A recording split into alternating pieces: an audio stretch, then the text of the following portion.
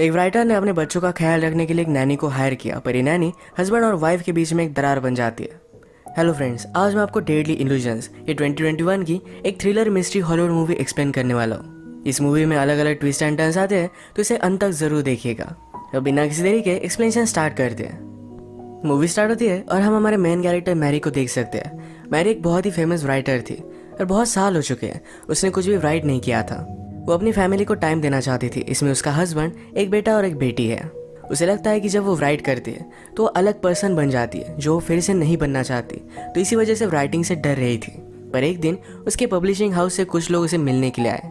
कुछ अलग बहाना बनाकर उन्होंने मीटिंग फीस की थी, पर मीटिंग में उसे कहते हैं तुम्हें हमारे लिए और एक बुक लिखनी है। उन्होंने उसे इसकी ऑफर दी, पर मैरी इस ऑफर को देखती भी नहीं। वो इन पर गुस्सा हो गई और वहां से चली जाती है। जाते जाते पब्लिशिंग कंपनी के लिए काम करने वाली लेडी उसे कह कर गई, ये जो सारी चीजें हैं ये हमारी वजह से तुम्हें मिली, तुम शायद तुम्हारे स्ट्रगल्स भूल रही हो।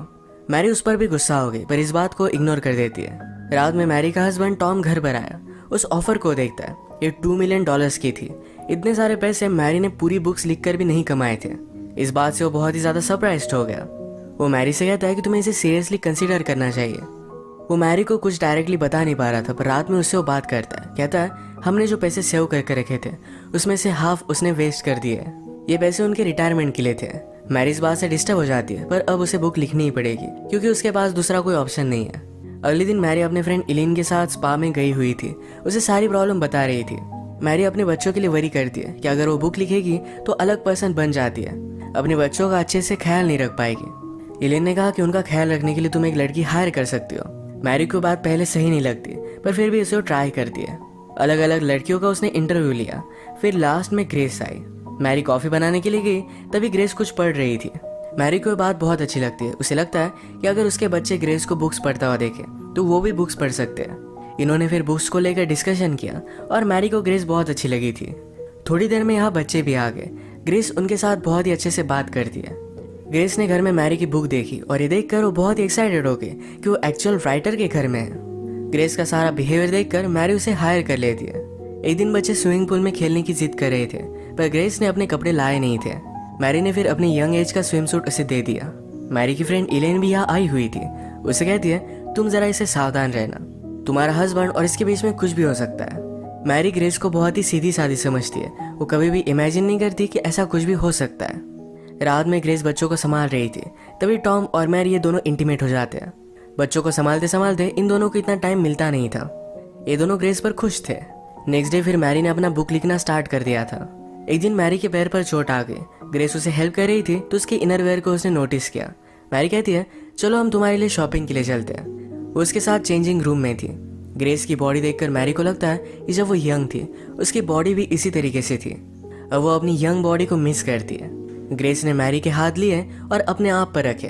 वो कहती है तुम फील कर पाओ, इसीलिए मैंने ये किया। वो क्लियरली उसके साथ फ्लर्ट कर रही थी।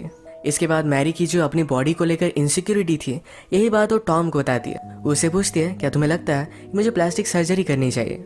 टॉम कहता है कि ऐसा कुछ भी करने की जरूरत नहीं है। तुम पहले जितनी ब्यूटीफुल थी अब भी उतनी ही ब्यूटीफुल हो। तुम्हारा माइंड, तुम्हारा इंटेलिजेंस, ये सारी चीजें मुझे तुम में बहुत अच्छी लगती है। मैरी अपने बुक के कैरेक्टर्स को लेकर बहुत ही कंफ्यूज थी। उसे वो कैसे होने चाहिए ये समझ में आ नहीं रहा था। यही बात सोचते सोचते उसने घर में ग्रेस को नोटिस किया।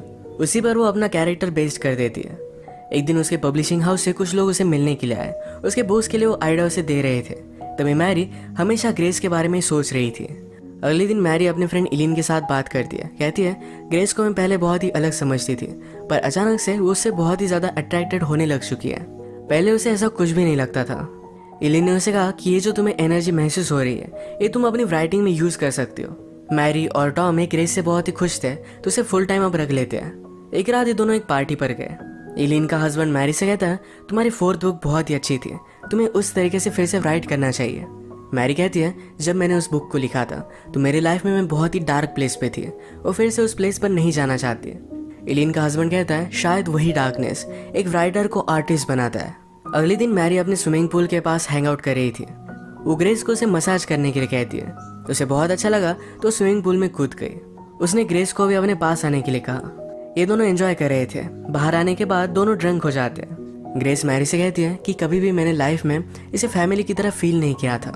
आपके साथ मुझे बहुत अच्छा लगता है। मैरी भी उसे सहारा देती है, कहती है तुम्हारी वजह से मैं कुछ लिख पाई। इसके बाद मैरी जब उठी तो ग्रेस उसके साथ सोई हुई थी। उसे लगता है कि दोनों इंटीमेट हो गए। मैरी पहले जब भी राइड करती थी तो क्या रियल क्या नहीं इसके बारे में डिस्टिंग्विश नहीं कर पाती, तो उसे पता नहीं कि वो ग्रेस के साथ इंटीमेट हुई भी या नहीं। नेक्स्ट डे ये सब मैरी के बच्चों का प्ले देखने के लिए गए। यहाँ पर मैरी ने ग्रेस से बात की। उसे कहती है कल जो भी हुआ ये फिर से नहीं होना चाहिए, हम इसके बारे में बात भी नहीं करेंगे। ग्रेस कहती है कि कल कुछ भी नहीं हुआ। मैरी को लगता है कि ग्रेस उसकी बात समझ गई। मैरी अभी ग्रेस को अपने दिमाग से निकाल नहीं पा रही थी। एक दिन वो बात लेते हुए इमेजिन करती है कि ग्रेस उसके पास आए, उसे प्लीज कर रही है। मैरी का बुक का काम और भी ज़्यादा बढ़ चुका था, उसे बच्चे डिस्टर्ब ना करे, इसीलिए टॉम बच्चों और ग्रेस को लेकर लंच के लिए बाहर आ गया। ये बात इलिन नोटिस करती है। उसे लगता है कि शायद टॉम और ग्रेस के बीच में कुछ अफेयर है। टॉम को आज लंच करते हुए ग्रेस बहुत ही अलग लगती है। वो हमेशा शर्मीली होती है पर आज बहुत ही ज़्यादा कॉन्फिडेंट है। वो जानबूझकर टॉम को रिझाने की कोशिश कर रही थी और यह भी वर्क कर रहा था। वो उसे कहता है कि आज तुम बहुत ही अलग लग रही हो, एक ग्रोन वुमन की तरह। फाइनली मैरी ने अपनी बुक कंप्लीट कर ली थी। इसे सेलिब्रेट करने के लिए वो ग्रेस को अपने साथ एक लेक पर लेकर जाती है। यहाँ पर वो ड्रिंक वगैरह कर सेलिब्रेट करते हैं। ग्रेस मैरी को किस करने लगी। मैरी ने उसे रोक लिया। वो कहती है ये सब करना बहुत गलत है। मैं जब तुम्हें देखती हूँ तो अपने आप को पाती हूँ, तुम बहुत परफेक्ट हो, पर हम ये सब नहीं कर सकते। जब वो घर जाने के लिए फिर से अपने बाइसिकल के पास आए तो किसी ने टायर को पंचर कर दिया था। रात में लेट घर पर पहुंचते तो एलिन और टॉम बात कर रहे थे। मैरी ने उसे पूछा कि तुम यहाँ क्यों हो। एलिन कहती है कि मुझे लगता है कि टॉम और ग्रेस के बीच में अफेयर चल रहा है, इसी के बारे में बात करने के लिए मैं आई हुई थी। मैरी ने पहले भी एलिन और टॉम को एक साथ देखा था, तो इस वजह से वो एलिन पर ही शक करने लग जाती है। एलिन भी इस बात पर गुस्सा होगी। उसे कहती है तुम मेरी बेस्ट फ्रेंड हो, तुम्हारे साथ में ऐसा कभी भी नहीं कर सकती। इसके बाद वो यहाँ से चली गई। डिनर का प्रिपरेशन करते वक्त ग्रेस और मैरी एक साथ है, तो इसमें ग्रेस मैरी को प्लीज करने लगती है। टॉम यहाँ पहुंचा पर वो कुछ भी देख नहीं पाता। मैरी को जरा नींद आ रही थी तो जल्दी सो जाती है। बीच रात में उसे अचानक से कुछ आवाज आ रहे थे। वो देखने के लिए गई तो ग्रेस और टॉम इंटीमेट हो रहे थे। ग्रेस से नोटिस करती है पर टॉम को कहती है उसने स्लीपिंग पिल्स ली हुई है, वो जब उठेगी तो उसे कुछ भी याद नहीं रहेगा। उठने पर मैरी को सब कुछ याद था। वो देखती है कि ग्रेस उसकी फैमिली के साथ डिनर कर रही थी। इस बात पर वो बहुत ज्यादा गुस्सा हो गई। उसने ग्रेस को बाहर निकाल दिया। रात में वो टॉम से फाइट करती है। कहती है मैंने इस फैमिली के लिए सब कुछ सैक्रिफाइस कर दिया, मेरे करियर को भी छोड़ दिया, पर मुझे इसके बदले में क्या मिला? तुम मुझ पर चीट कर रहे हो। टॉम कहता है कि ऐसा कुछ भी नहीं हुआ था, ये सिर्फ तुम्हारा एक सपना था।